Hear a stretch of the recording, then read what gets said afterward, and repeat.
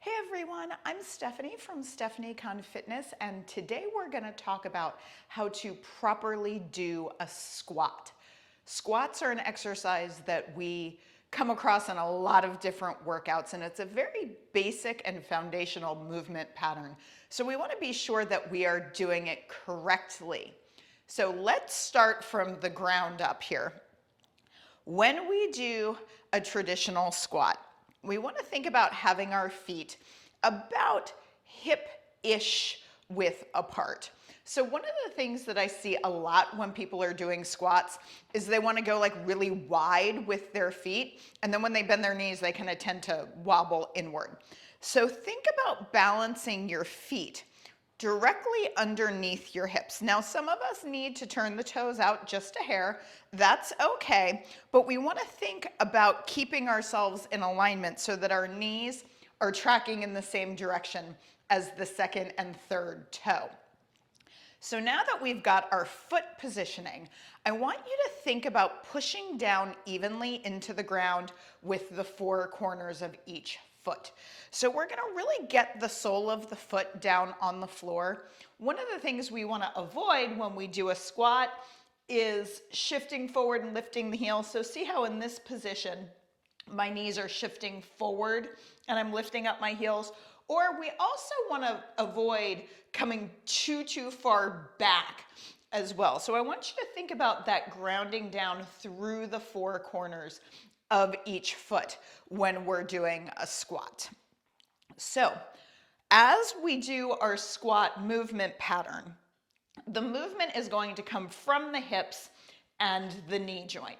So we're going to flex the hips, hinge at the hips, and bend the knees at the same time. So belly draws in nice and strong. We've got that alignment with our knees tracking over the second and third toe. And I want you to imagine that there's a chair behind you today, and you're going to go sit down in your imaginary chair. So belly draws in, spine stays long. We're going to fold at the hips as we bend our knees. Now, as we're down here, glance down, you should be able to see the toes of your shoes. So again, we want to make sure we're not shifting forward like this so that we're protecting our knee joint today. So sometimes it's nice if you're really not familiar with this movement pattern to actually do a squat with a chair behind you. So you can just practice sitting down, standing up, because that really is essentially all a squat is. So folding from the hips, sitting back. Now, you'll notice here as I stand up, my knees are staying in alignment. Lots of times, especially if we're just starting out, we start to do, so I like to call it the Elvis knee, in and out. So our knees will kind of flop in as we come into that squat. I want you to imagine you have a gigantic rubber band around your thighs. You're going to push outward slightly against that imaginary rubber band, but not so much that we lift up the ball of the big toe. So that's going to allow us to really engage into the glutes so that we can stabilize through the knee. So the movement would be sitting down just like this, squeezing to come back up. So think about that squeeze through the glutes, and also imagine you're trying to push the floor down and away from you just a little bit as we do that squat movement. Now, a little word about range of motion in a squat. Really what we're looking for is finding a pain-free range of motion. So for some of us, if we're taking care of a knee or a hip or an ankle, or maybe we just don't have the range of motion in the ankle joint, or our calves are really tight, we can't get super duper low in a squat, and that's okay. I want you to find that pain-free range of motion and work from there. So maybe your squats are here today. That's totally fine as long as you're doing them with your proper form. A word about spinal alignment when we are doing a squat.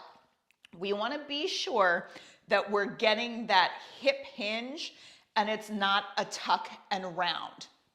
So if you imagine your pelvis is like a little soup bowl. You're gonna spill your soup forward, but you're also gonna do it too without arching your back.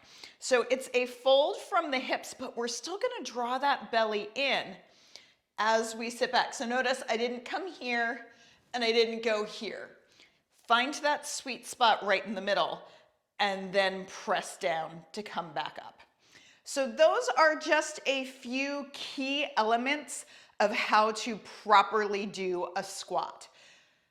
We practice this movement body weight first if we're just starting out, and then once you get a little bit stronger, you can start to add variations and weight loads and things like that.